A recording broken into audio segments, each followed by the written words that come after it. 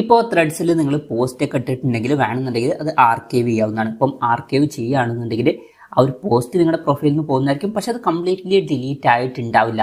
വീണ്ടും നമുക്ക് അത് വേണമെന്നുണ്ടെങ്കിൽ യൂസ് ചെയ്യാവുന്നതാണ്.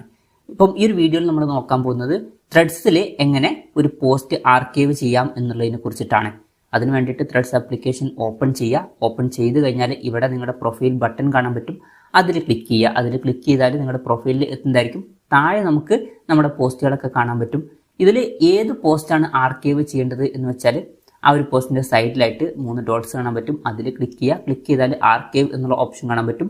അതിൽ ക്ലിക്ക് ചെയ്യുക. അതിൽ ക്ലിക്ക് ചെയ്യുകയാണെന്നുണ്ടെങ്കിൽ ഇങ്ങനെ ഒരു മെസ്സേജ് വരുന്നതായിരിക്കും. ഇതിൽ ഓക്കെ ക്ലിക്ക് ചെയ്യുക. ഓക്കെ ക്ലിക്ക് ചെയ്യുകയാണെന്നുണ്ടെങ്കിൽ ആ ഒരു പോസ്റ്റ് ആർക്കൈവ് ആവുന്നതായിരിക്കും. അതിനുശേഷം നമ്മൾ റിഫ്രഷ് ചെയ്ത് നോക്കിയാൽ ആ ഒരു പോസ്റ്റ് ഇവിടെ കാണാൻ പറ്റില്ല.